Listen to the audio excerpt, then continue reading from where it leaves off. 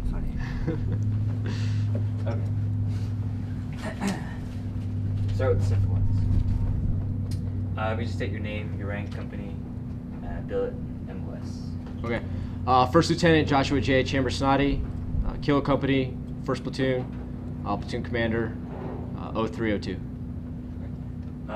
And just quick two things I forgot. If you can answer looking at me. Okay. And when I ask you a question like, what is your responsibility in 3-7?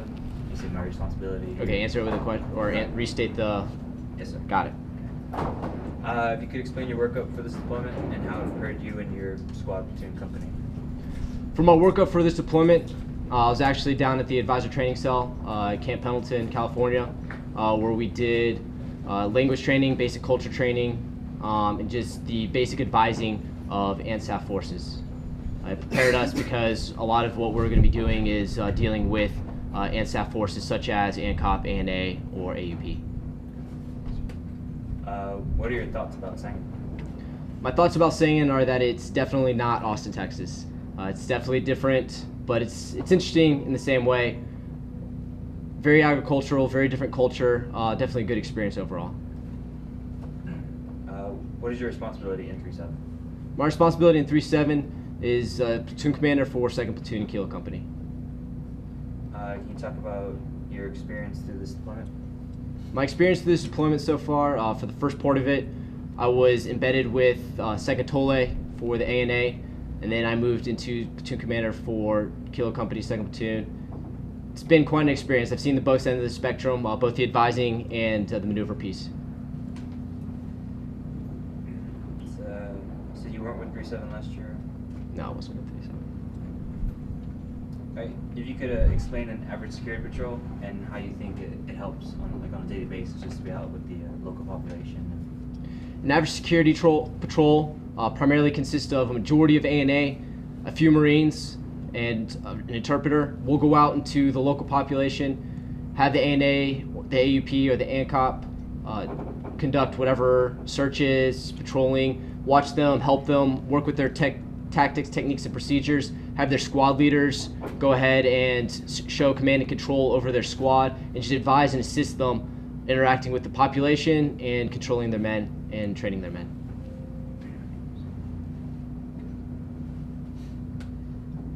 Can you explain your role in the counterinsurgency piece?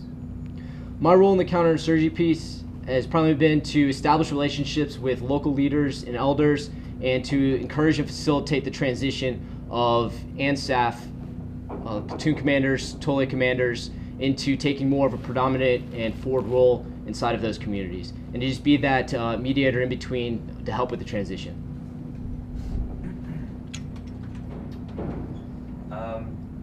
Explain how you feel about the locals and how you interacted with them and how you think that Marines' presence has affected their daily lives. Interacting with the locals is primarily just going out, meeting with them, talking to them, sitting down and having chai with them. The locals are very hospitable and very friendly. Coming out, they recognize us all by our faces, even though we're all covered up most of the times with our PPE. But they definitely have a positive feeling about Marines, though they are starting to take a lot more pride in their own forces in the area. What is your most memorable moment from this deployment? My most memorable moment in this deployment so far was waking up early one morning and walking out and seeing a whole platoon of ANA online doing police call of their own area. Some of their sergeants doing mission prep with full gear on and rehearsals, and seeing another squad doing gym equipment, working out, and prepping themselves for upcoming missions. It basically showed that all the work that we had put into it was starting to pay off. Have you taken enemy fire while you've been out here? I have not. Can you describe your experiences and how you feel working alongside the Afghan forces? My experiences and feelings about working for or alongside of the Afghan forces has definitely been a positive one. You hear so much about how they're the key, and you really do start to see how smart, how intelligent a lot of these people are, despite what the media may portray them as. They're diehard patriots, they're hard workers, they're very intelligent tacticians, and I have a very strong and hopeful outlook for Afghanistan.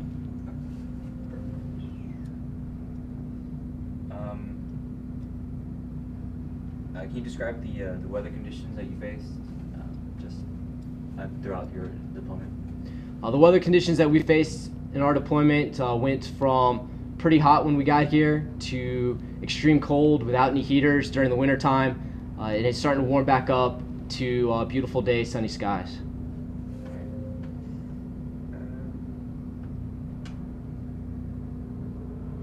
Let's see.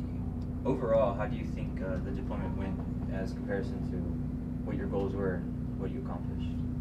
Overall, I think the deployment went pretty well. We were able to develop the ANSAF, have them support their own security plan for Sangin, have battle space turnovers that they're becoming battlefield owners.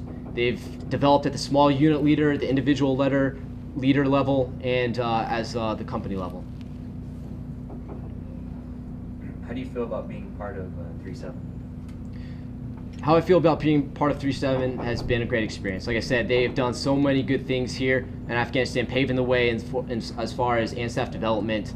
I think that they should give themselves a round of applause for the work that they've done.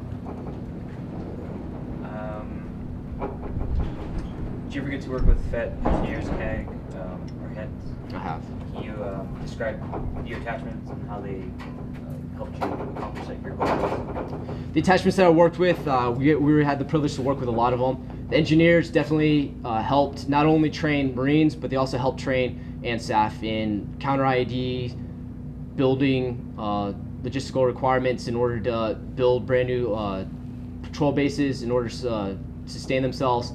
FET has been an interesting one that, in a culture that has that doesn't have the most women's rights, they're able to go out into the community though and cultivate that, get them to speak up, interact with the kids, and draw them into shuras and start participating and having pride in the local area.